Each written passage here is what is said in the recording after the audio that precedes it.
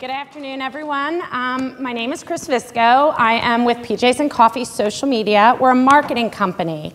So we have, believe it or not, I have 100 Facebook accounts. I have 100 Twitter accounts. You know, I get to be online all day long. But what that means is that when we're online, we see what everybody is posting. We're out there to market businesses to consumers. But while we're looking at that, we see what everyone else is doing, and that's whether you're 13 or you're 30 or you're 40.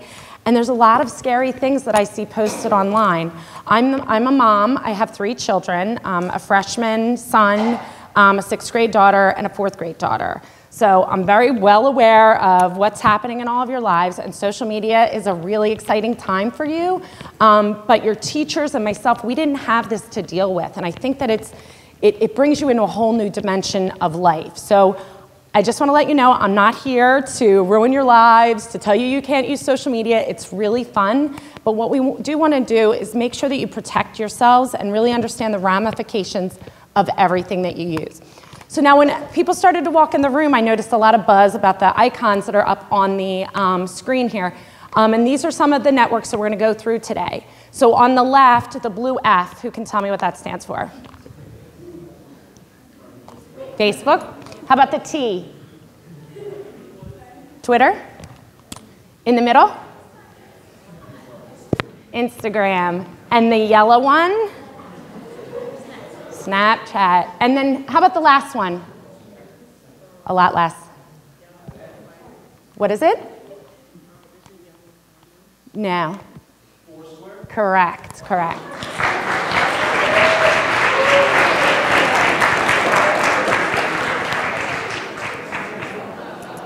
So those are the networks we're going to be talking about today.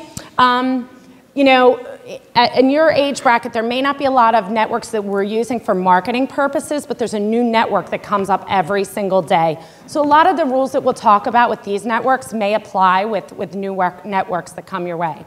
The purpose of what we're going to talk about today is to talk about what you post online. And the message I want to hit home, and I'm going to say it probably 150 times in the next hour, is anything you put in writing and anything you put online never, ever, ever goes away. You cannot delete it. You can hit the delete button, but you have never deleted it. And that is so important for you to understand because the simplest things could lead to trouble for you 10 years from now. What else is this? Giving you the tools to utilize and enjoy social media while still protecting yourself. So as I said in the beginning, social media is fun. I tweet all day long. I have so many Twitter accounts. I enjoy it. I can tweet the Phillies game and the Eagles game, and I love it. So I'm not discouraging people from using social media, but just want you to know how to do it appropriately. Okay, so the first thing I want to say, and I say this to my children all of the time, is if you think that your mom or dad or teacher shouldn't read what you're writing, you shouldn't be writing it. It may seem funny, you may want to entertain your friends, but if it's not something you'd show mom or dad, you know it's wrong. And if it's wrong and it's online, it could come back to bite you. Anything you put online cannot be removed. So this is an example of putting on that you're failing an exam. Don't put it on Facebook if you haven't told mom and dad that you failed the exam, because guess what? Somebody is going to see it. You know, all my friends make sure that they follow my kids on Instagram. If you're posting a picture on Instagram and you don't want mom to see it, guess what? Someone else is going to see it and someone else is going to tell mom.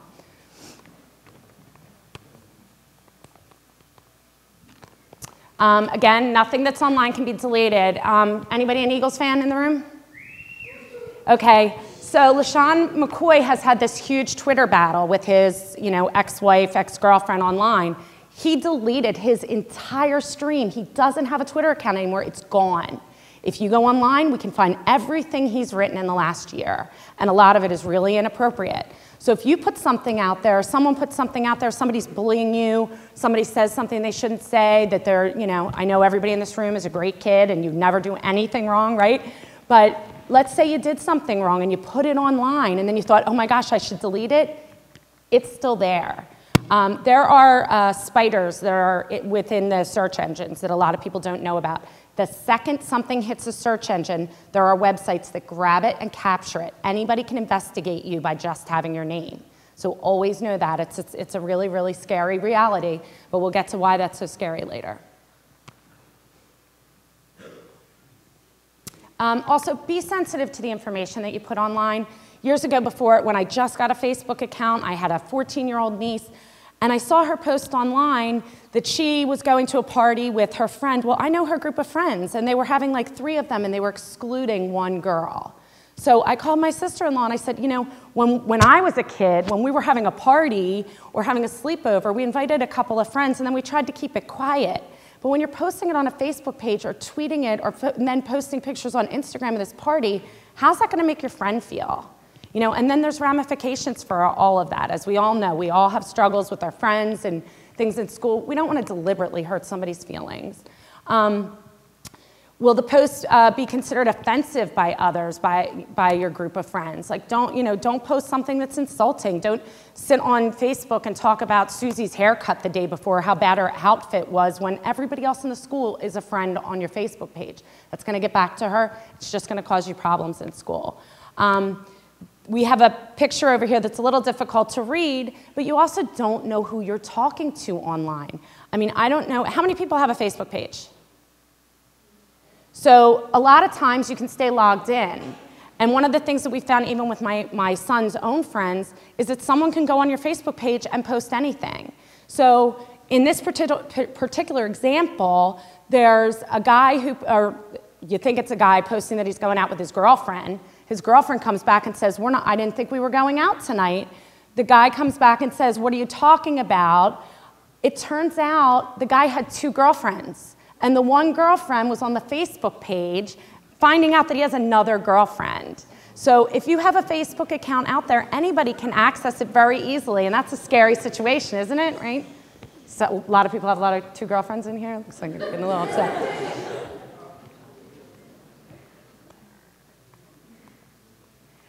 Do not post any information that may cause you harm. If you're planning to have a party with a group of your girlfriends or a couple of guys, and you go posting, and this actually happened to me, if you post it on Facebook that you're having a party, or that mom's out of town and you're having a couple of friends over, what could happen? Does anybody know what could happen? The wrong people can come. You may be a 13-year-old, 14-year-old hanging out with a couple people, and then the next thing you know, a bunch of 19-year-olds see it, 20-year-olds are bringing over beer to your house. You know, that may not be something you do, but then how do you handle that situation when they get there? You never want to put yourself in a situation that's dangerous for you or could get yourself into trouble. The other thing is that law enforcement uses social media. They're always on Twitter, they're always on Facebook, they're always on Instagram. No matter what you're writing down, you could be kidding about something. So, you know, a great example is somebody could post a picture of a new car that their dad bought them. Somebody else could post a comment that says like, hey man, he stole that. It's not real, they're just joking, and the next thing you know, you've got law enforcement at your house, because guess what? If you know someone stole a car, you're now accessory to a crime. These seem like really silly things, but you've put it online and people are watching you.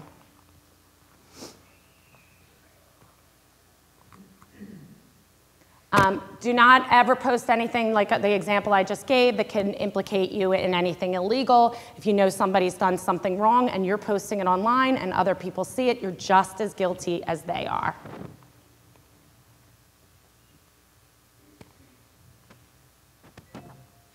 Okay, so I want to go through just some of the overall things that apply to all networks, and now we're going to move on to Facebook. So again, show me how many people have Facebook pages in here?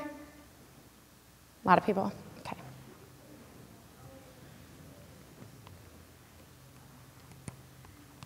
What we're going to talk about now is security for your Facebook page and privacy settings. And a lot of what I'm going to say may seem tedious, but it's really, really, really important. The example that we have up is a Facebook page. This is actually a 13-year-old girl's Facebook page who goes to Springfield Township Schools.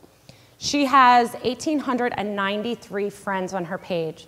Does anybody in here know 1,900 people? Do you? No, probably not. So only friend people you know.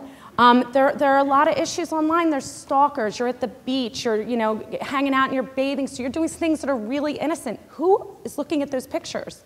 And Facebook owns those pictures. People can pick them up, slide them over, steal them. You never know. You could be. We're going to go on about things where you're doing nothing wrong and somebody might tag you in a photo, and you've got 1,900 people that are seeing this information. You don't know them. You don't know what they're going to do with these pictures they see. They could be one of the people that thinks you stole a car. Tagging. Does everybody know what tagging means on Facebook? Those of you that have a Facebook page? No? So if I am here today and someone takes a picture of myself with a group of you, and you have a Facebook account, all you need is a Facebook account, and they decide to tag you in that picture, what happens is the picture that was taken of me now shows up on your Facebook page and my Facebook page. And that's probably not a big deal if we're just sitting here in an assembly in school. It doesn't matter. But everyone has a camera phone everywhere. Anything that you do, and we know this a couple of years ago with Miley Cyrus, she was smoking hookah, which is really just cigarettes, and she's old enough to do that. But everybody thought she was out, smoking drugs. It's because everywhere you go, there is a camera. You cannot do anything wrong and assume you're not going to get caught. So that's another thing to keep in mind. So somebody takes a picture, and I could take a picture of Susie, and I could tag it and say it's Jessie, and then Jessie looks like she was doing something wrong when she may not have even been at the party or at the event or doing anything. So tagging is a really serious thing. So what we're going to show you how to do here is to protect yourself with tagging. This is an example of a person who's drinking a beer. You can't see who that person is. We could tag any person that has a Facebook page in that picture, anybody at all. And it may not be them, but now it's on your page. Your parents could see it, your teachers could see it, your future employers could see it. How many athletes are in the room? Musicians? How many people want to go to college? It's a good amount. A third of you who apply for scholarships are not going to get it because of something found online. That's the statistic. More than 35% of kids that apply for scholarships that they deserve do not get it. Those spiders I was talking about, the websites that are crawling your information, universities pay those sites a lot of money to investigate you once they get your application to that school. And they're going to know if you were drinking a beer at 14. If they gave you a football scholarship and you decide to go out drinking on a Friday night while you're in college, you're not only going to lose that scholarship, you're going to get kicked out of school. You've worked your whole life for something so important. And a picture like this that may not even be you could ruin your career and your life. So it's really important that you don't allow people to tag you in anything. This is an example of a Facebook wall. Up in the corner by the home button, there's a privacy settings button there. You want to click on the privacy settings.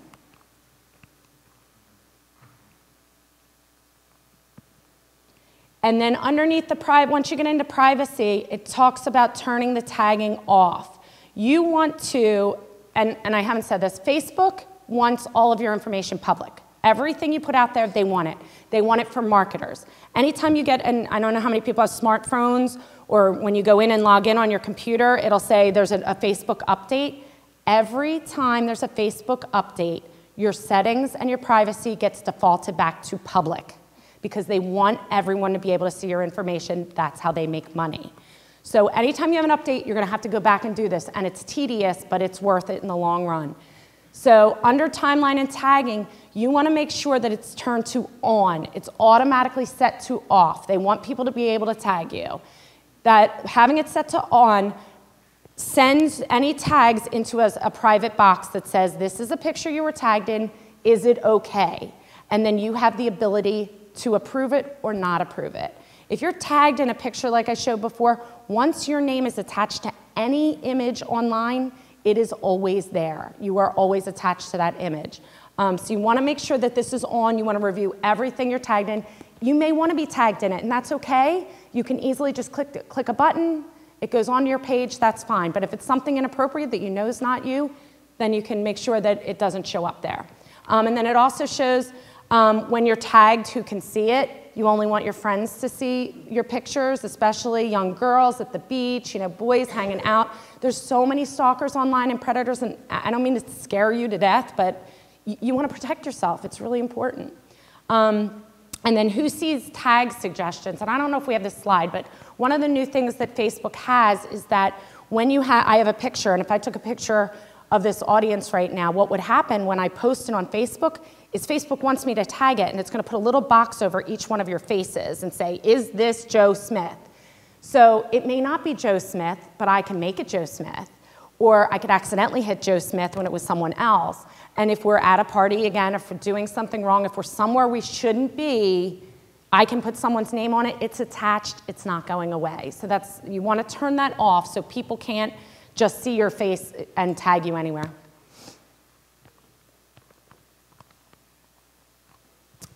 Okay, does everyone understand subscribing and following on Facebook? So right now what you do is you send a friend request to your buddy Joe, and Joe accepts the friend request or doesn't accept the friend request. The way Facebook's default settings are for public is that once someone sends you a friend request, even if you don't accept it, they're automatically following your feed. So those 1,800 people could become another 1,100 people, and before you know it, there could be 3,000 people watching your every move. You do not want people that are not your friends seeing what your activity is. So it's important that that box that was right there was not checked. So if you check that box, it allows people to follow you. It's automatically checked. You want to go in and you want to uncheck that box so that people cannot just follow you.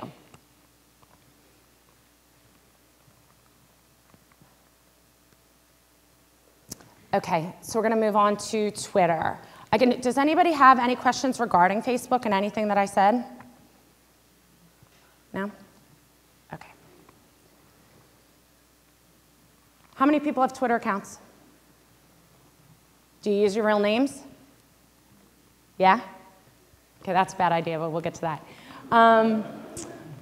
Okay, so everybody understand how the people that have Twitter accounts, and even if you don't, do you understand how hashtags work when you watch TV and you're watching American Idol and it says hashtag Idol on the side, or if you're watching Glee and it says hashtag Glee on the side? There's a reason for that. And the reason is that because it creates a stream on Twitter where all you have to do is click on that hashtag and you can follow along. So for me, one of my Twitter accounts I have set up is so that I can watch the Phillies games and the Eagles game and really follow along. If I can't watch it on television, I can click Phillies and see exactly what's happening, know what the score is, know that Ryan Howard just struck out, all that type of thing. But it's also a way to search for people online through hashtags and keywords. When you set up a Twitter account, you're automatically on a public timeline unless you go in and protect your tweets. Twitter is set up, again, to be on a public timeline. 95% of Twitter accounts are public, which means you have your followers and people who are following you, just like you have your friends on Facebook. But on Twitter, anybody can search you based on any word you use. So you could be tweeting about the Phillies, and if I put in Phillies, I can see what you're tweeting about the Phillies. So this was an example of people who were saying that they weren't in school. So Michael, when he set this up, just went in and did a search for not in school. So here we have a bunch of kids talking about the fact that, oops, I'm not in school, or we miss you, you're not in school. Well, if you're tweeting you're not in school, again, you've got the police online who can see you're not in school. You have teachers that are online. Most private schools, I know my son goes to the prep, they must have 8 different Twitter accounts. All he needs is for his football coach to see him saying he's not in school because he decided to go play guitar or something. He's going to get kicked off the football team. They don't need to know your Twitter handle. All they need to do is to search different keywords. So, we can search anything and find anybody on here. Is this the one with this? No, that's not the one with this.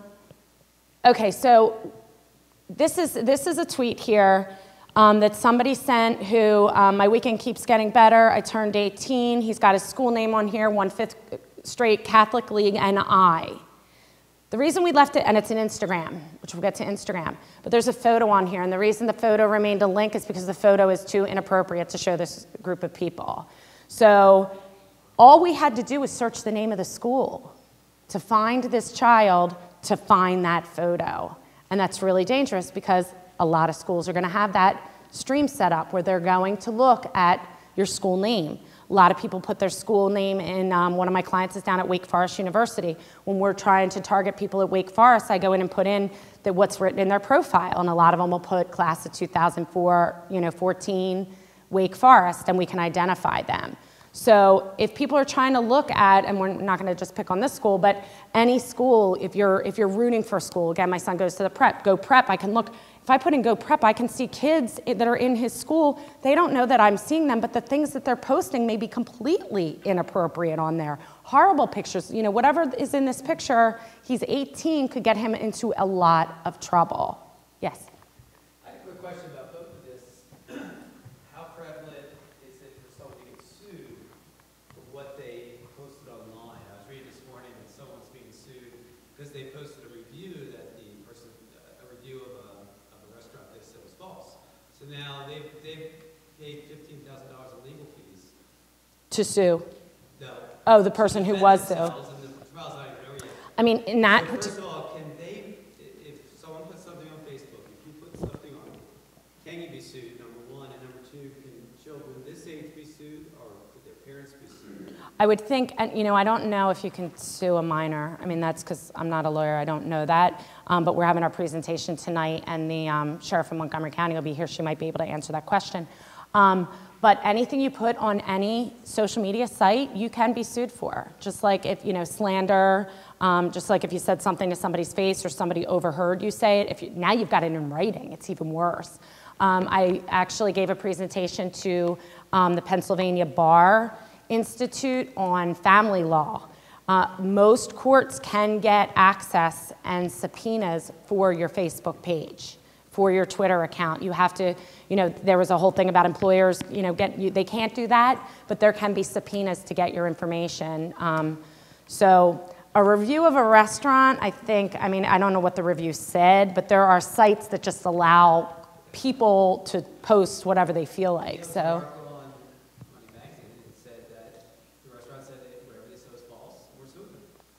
So it doesn't matter that the person, whether they win the case or not, they've already put out Absolutely. $50,000 in legal Absolutely, yeah. And it's a $75,000 lawsuit. Right, and that goes back to anything you put online can get you in trouble because it's worse than just saying it. And I talk to my son about that all the time. Like when I was a kid, you'd say something and you hope you wouldn't get caught saying it, but there was really no evidence. Now, when you put something in writing, you're implicating yourself. It's really hard to take that back when it's on your page, in your name, that you wrote it. So you have to be really careful about that. I mean, there's a lot of the cases with cyberbullying and people saying things about other children that aren't, a 15-year-old saying something about 11-year-old saying something about an 11-year-old where, the child ends up hurting themselves. And, that child can go to prison for it. So, yeah, anything that you put online, yeah, you could absolutely be sued for.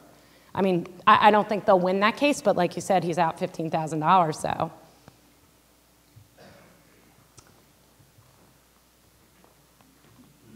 But anyway, in that last example, that was a great way to explain to you that even if you're not using your own name, which we suggest that you don't, even if you're not using your own name, you can be found just by keywords that you're using. If you live in the area, Cisco Park is over here. I know, I hate going back to this, but my son's school, there's a place in Fairmount Park where a lot of the seniors get in trouble because they go and they have parties. We get big emails that the dean of students has overheard that there's a party. All they have to do is go on Twitter and put in the name of that area in the park, and they're going to see everybody who's planning to be there tweeting about it. So, just keep that in mind. Anything you put out there can be found, and it doesn't have to be by your name. In this case, the name on this is Emily Laughlin, and I found out my niece had, that happens to be my niece's name, this isn't my niece, but I found out she had a Twitter account, so I did a Google search to see if I could find her and what she was doing. And this girl came up, and this is her real name, and her bio is death threats. You think that's a good idea? Probably a really bad idea. So anything that you put in your bio comes up in keywords. If you're going to use your real name and you're going to put something really obnoxious, really inappropriate, anything that, just you wouldn't say to your mom or dad, shouldn't be there because you'll be found. Tweets can always be copied. This is a hashtag. We were talking about hashtags. And I just want to say this again for those of you who don't understand Twitter. Putting a hashtag in front of a word is kind of like putting a www dot and creating a URL. It becomes a link. So on Twitter, when you click that, you'll get an entire stream of everybody that says embarrass your best friend. So, this person said, this is for trolling on me so hard last night. Again, another picture that we couldn't show you. So you can have people who can go on and post pictures of you online. So again, there are certain hashtags that educators know, that police officers know, that become trending topics, so people are following them.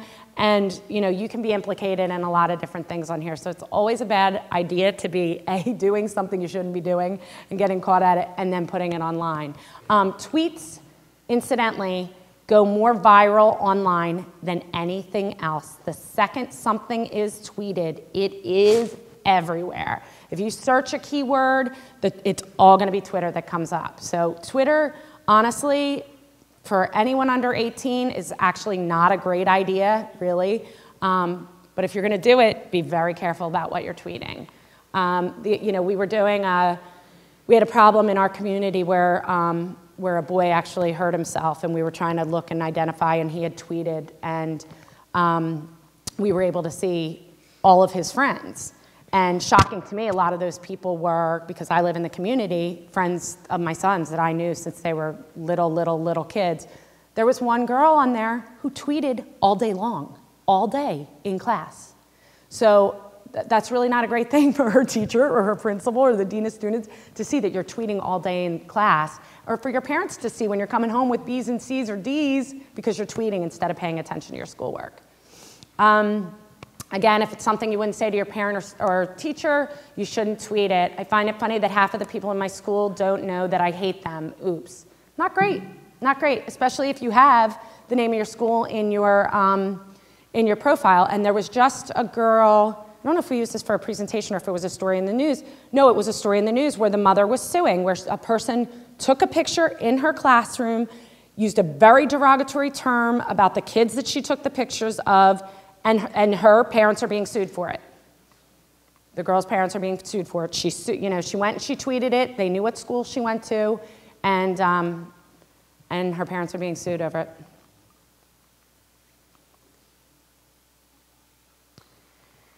Okay, Snapchat and Instagram. So how many people have a Snapchat?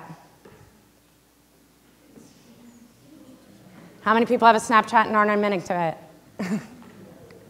How about Instagram? Everybody has Instagram. Okay, so I'll start with Instagram first. Instagram, for anybody who doesn't know what Instagram is, it's a photo sharing site. I think it really started out not as a young social network, but for people like me, moms, we post pictures of our kids. There's a filtering system. It makes really cool, funky photos. And right now, there's 50 million people on Instagram. It works the same as Twitter. You can follow people. You can follow their pictures. It's public. There's 5 million new accounts that are opened every day, and the age of those accounts is getting younger and younger and younger. And the problem with that is, again, you take a picture, it seems innocent, it's out there all over the place. It's not generally a great idea. You could have a thought in your head and take a picture of song lyrics that may look a little maudlin or could be dangerous. I mean, you have video games where somebody can screenshot, an action shot of somebody, everybody's shooting up that's not a great message to be sending. Parents are watching your Instagram, comments that are made on Instagram, anybody else who's following them, that's on a public timeline. So if you say something derogatory on there, you say something inappropriate, you make it seem like something illegal is happening, your name is attached to it, and it can all be linked back to you. So you just want to be cognizant of that. Instagram is usually hooked up to Facebook or Twitter. So you may think that you've protected yourself and you only have your 100 friends following you on Instagram. If you have that hooked up to your Twitter account or your Facebook account, everybody can see it. Everybody can take that picture. Everybody can use it. So again, if you're at the beach or you're deciding that you just want to put something cute on there for your boyfriend or girlfriend, know that anybody can steal that picture and it can end up anywhere.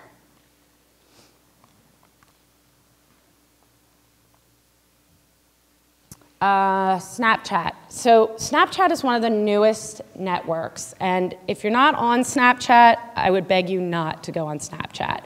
Snapchat was created by someone at Stanford University because, as I have said over and over and over and over again, anything you put online can never be removed. Snapchat is a mobile-only network.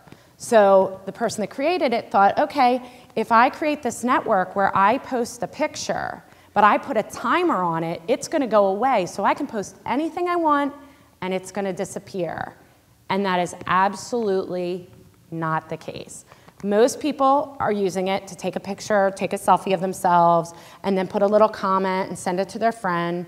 And the second that their friend opens it, depending on the amount of time they put on there, it'll disappear. The person can respond back with another picture. You need to have a Snapchat to communicate via Snapchat. And then you can determine, again, how long it stays there, 1 second, 30 seconds, however long it may be. You can take a picture of that image. You may only have 10 seconds, but anyone with a smartphone can capture that image. There's a girl in my neighborhood that just got herself in a lot of trouble for an image that she sent to her boyfriend that was completely inappropriate. The boyfriend took a picture, snapped it, stored it, took a screenshot, and forwarded it to 200 people. Does anybody know what happens to people that send around pictures that are inappropriate like that? It's not just the boy now. It used to be that the boy has this following him for the rest of his life because he's distributing, a material that's illegal. The girl was arrested because she sent out material that's illegal. She's underage. You can't do it. So first of all, you shouldn't be doing it to begin with. Let's start there. I don't know why anybody'd want to. But you don't want to have a false sense of security with this network that if you send something out, it's going to disappear. And again, you may just think it's something funny. It may just be a funny comment. It may just be a picture. It could be a big picture of an empty beer can laying in the street. There's nothing that doesn't implicate you into being the one that drank the beer, even if you're just walking down the street. So you just want to be really, really, really, really careful with these things. Anything that you send out, there's no workaround. There's no workaround, not with smartphones. Anybody can screenshot it. They can send it out to people. They could post it online. It's a really dangerous network because I think even if you start off doing it correctly, there again is a false sense of security that the person you're sending it to is not going to share it.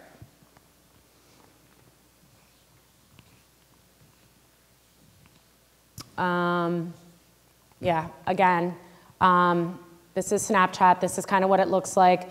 This is the list of friends that they can send things to. This is the symbol for all the teachers in the room to know what it looks like. This shows how many seconds you can set it to. Websites, and this is a good point, websites have stolen images both from Instagram and from Snapchat. You have to know that also when you put pictures on Facebook, when you put pictures on Twitter, when you put pictures on Instagram, they're owned by those networks. You don't own those photos. And you agree to the terms of that. There was a little scam that went around a couple months ago on Facebook where everybody was posting, I will not allow Facebook to steal my information. That doesn't matter. If you sign up for Facebook, you've agreed to let them own whatever you post on their page. They can sell it to whomever they want to sell it to. Your Instagram pictures can be used by anyone. Websites can put things up. I mean, there's just really, you can say you're copywriting a photo. It really doesn't exist. I mean, unless you are a millionaire and have a ton of money that you can fight somebody on it, your photos belong to anybody who sees them.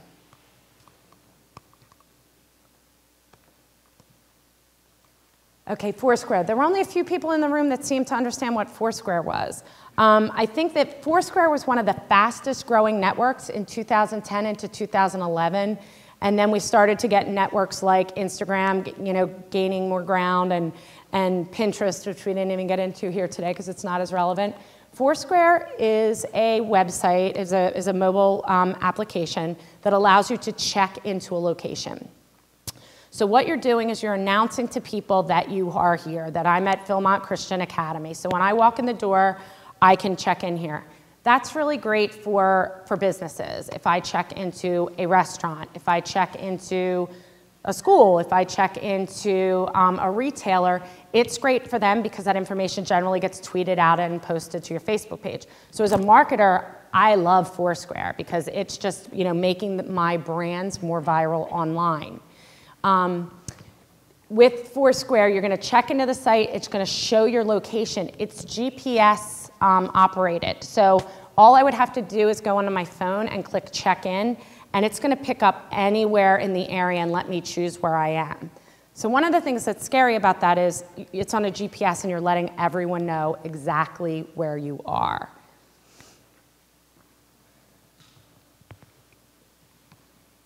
Foursquare shows your locations of friends. So Foursquare is a similar, an Instagram or a Twitter. You will have people friend request you on here.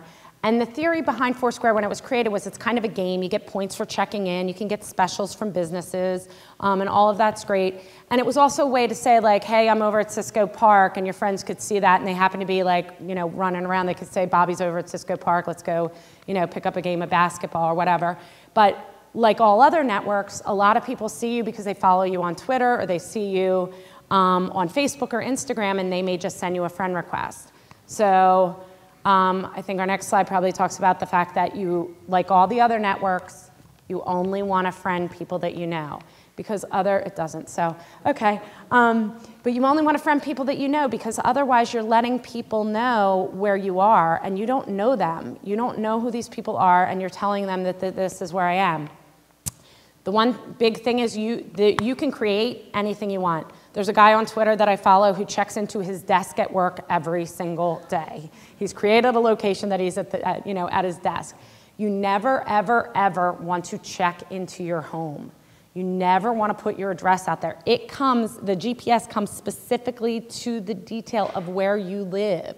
So if someone's stalking you or watching what you're doing and you're tweeting out about the fact that you're 15 and you have a 12-year-old sister and that your parents work all the time and you're always alone, and then you go and post what your address is online, can you imagine the danger that might lead to? Because you don't know who's watching you. This is going out to Twitter. It's going out to Facebook. You have 1,900 friends. You don't know who they are. There's 800 people. It all kind of links back together about the amount of people that can watch and see everything you're doing and everything that you're saying. So you never want to do this. Again, when I said about posting on Facebook that you're having a huge party, if you're checking in here like, hey, we're having a huge party on here, you know, there's your address. Everybody knows there's a party there now, and the next thing you know, you're opening the door and 50 people are showing up. So it's just always, always a bad idea. Okay, so check in here on Facebook. This is the little emblem that comes up that you can check in. Again, you only want to friend people that you know on Foursquare. You also want to use a different name on Foursquare than you do on your other social media networks. On Facebook, you have to use your real name. On Twitter, you can use any name that you choose. And on Foursquare, you can use any name that you choose. So because those networks all link together, if you use different names, it's a little less tied together in letting people know exactly who you are and where you are.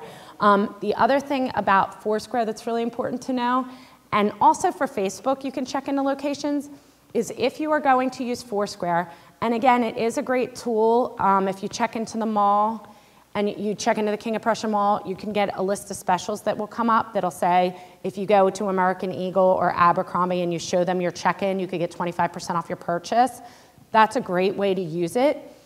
But other than that, for Facebook, for Foursquare, when you're checking into a location, check in when you're leaving and not when you arrive. Because in case there's someone stalking you, in case there's somebody watching you, you're going to be gone, you're going to be leaving.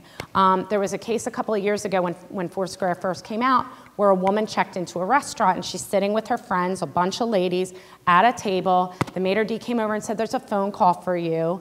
And there was a strange man sitting at the bar who was talking to her on the phone because he had seen she checked in, and here he had been watching her for a long time.